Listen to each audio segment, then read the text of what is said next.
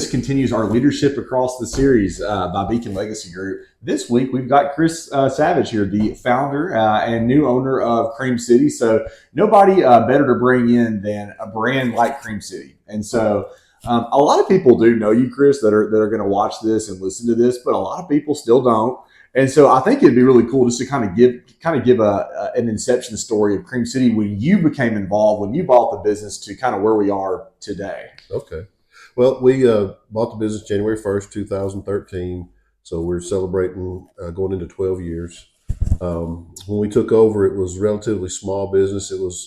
It had been started a year and a half prior as an ice cream shop.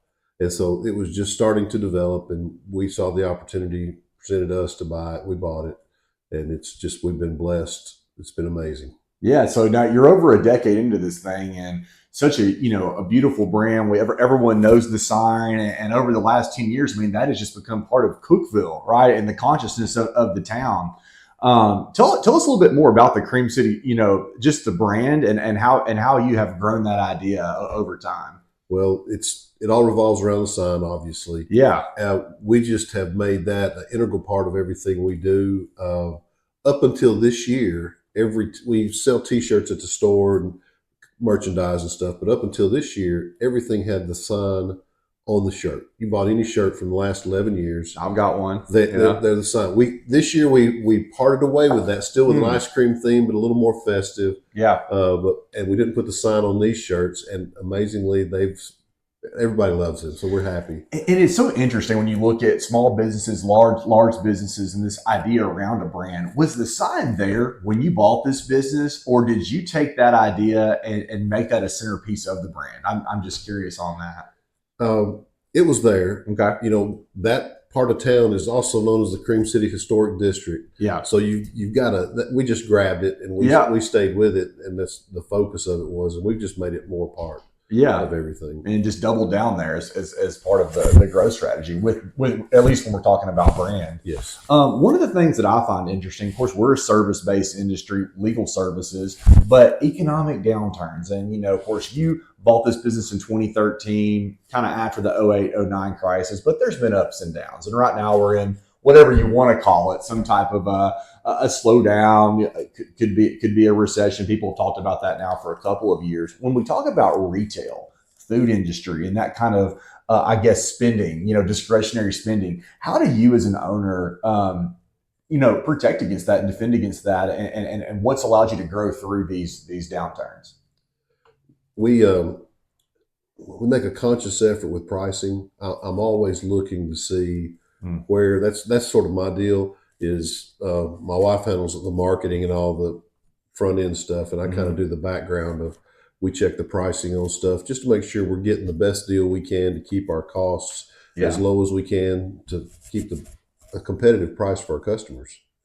And that's a big thing we do. We've and introducing some new things along the way. When COVID came along, we put a walk-in window up. That was the only way we could stay open. Yeah. With the mandates, and that one thing kept you going. Yeah, having a walk-in window. Yes, and it's helped our business after COVID because now long line in the store, folks walk up. We'll have two lines, and they move pretty quick. We've added an extra person in the summer just to work the window, with a couple working the counter just to help speed things up and get folks through. Yeah. And so, that's almost an example of, how you had to innovate during COVID, and how you've basically taken that and now it's continued to help sales after the lockdowns were over.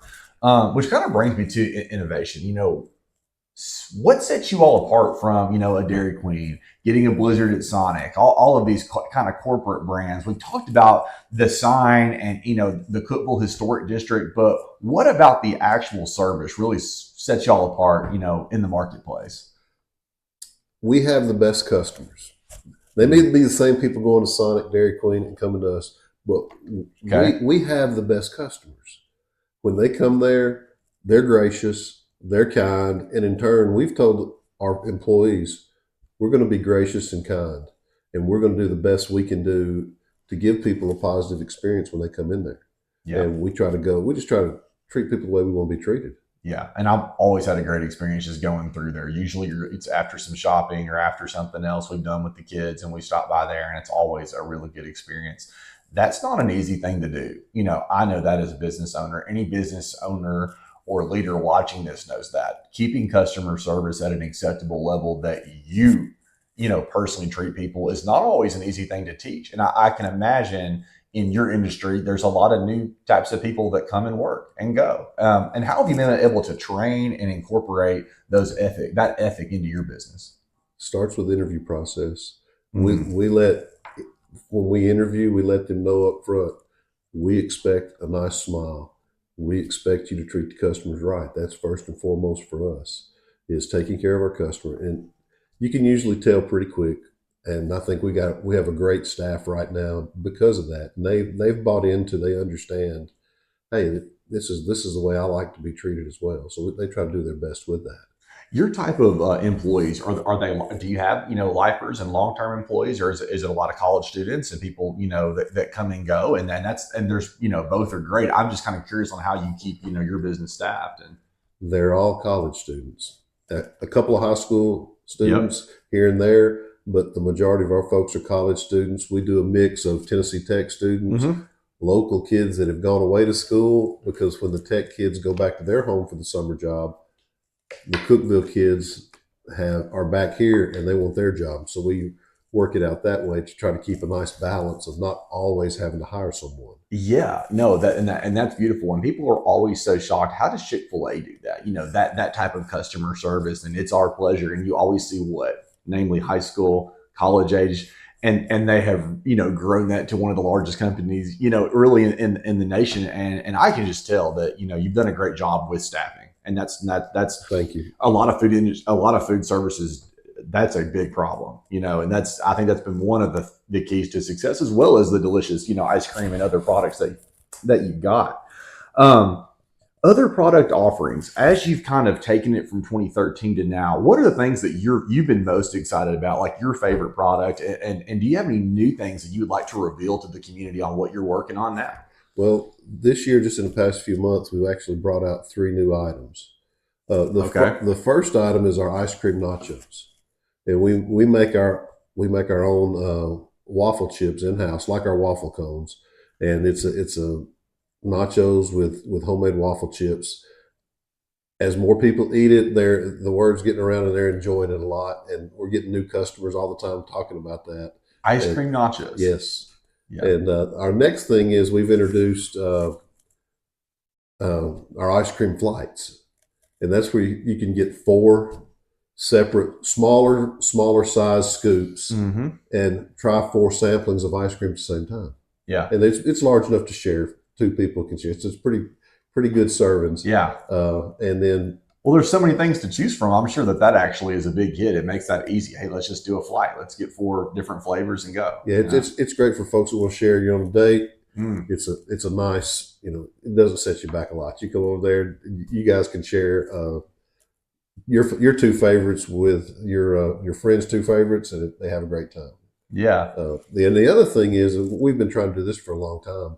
We've introduced and really put a focus. We've had Italian sodas, which are different flavors with club soda over the years and cremosas, but I finally found a energy drink, much like Starbucks refreshers. Mm. Dunkin's has theirs, Yes. and we use the Lotus brand.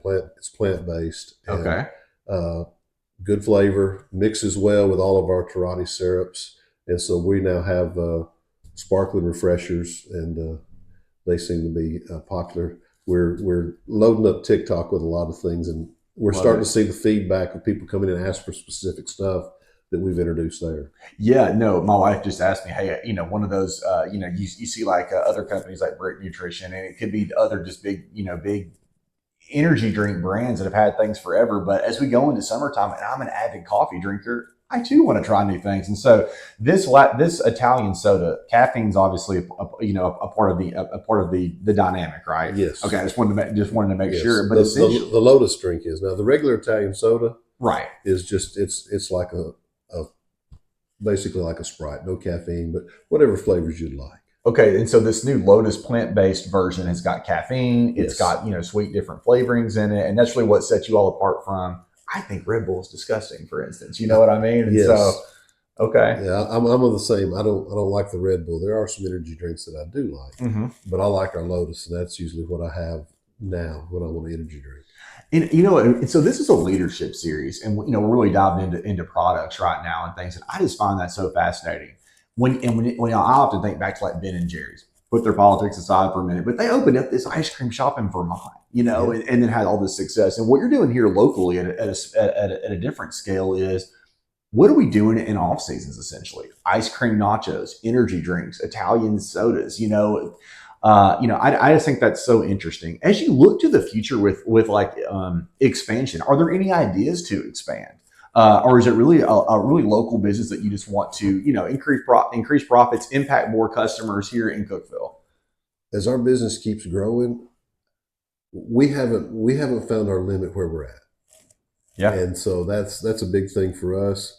Before we would even really think about doing expansion, we'd have to feel like we were at least yeah, 90%, and you're not there yet. I don't think we are, even though we're growing. Yep. This month May has been phenomenal. Yeah. Last year was our best year ever. Come finally out of COVID and stuff, we've seen the growth that was pre-COVID, and it's Okay. kind of exploded. Yeah. And so, long story short, number one, the innovation that you put into the company, people moving here, probably other market factors that are allowing the business to grow, but like you're nowhere close to basically market cap in Cookeville, and so you're just the next 5 year plan is to really just continue to start to serve the home base here. Yes, Okay, yes, yeah. Well, there's a lot of talk for young people out there. There's the baby boomer generation's retiring now at just the biggest rates in the history of this country, and there's so many businesses for sale. I personally have bootstrapped this business along with my wife. Actually, she was the initial founder here. You bought a business, and I find that so fascinating. People are that's something that most people will never do. And so my hat's off to you in a big respect that you took that plunge and have done an excellent job. That is terrifying. What advice do you have for people that are considering buying a business over the next 3 or 4 years? These businesses that are going to be coming on the market to buy. if you want to buy one, just the main thing is be prepared initially to roll up your sleeves and dive in there and get to work. Know the ins and outs of that business completely before you back away. That's the biggest thing that I've seen with a lot of companies, service industries of all different facets. But if they go in, they buy the business, but they never really fully understand the business. Hmm.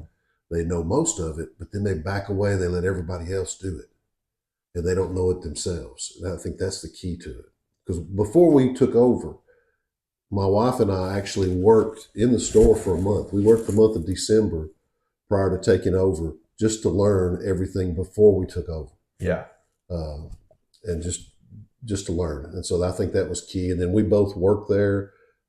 In 13, she worked 2 or 3 shifts a week. I worked a couple.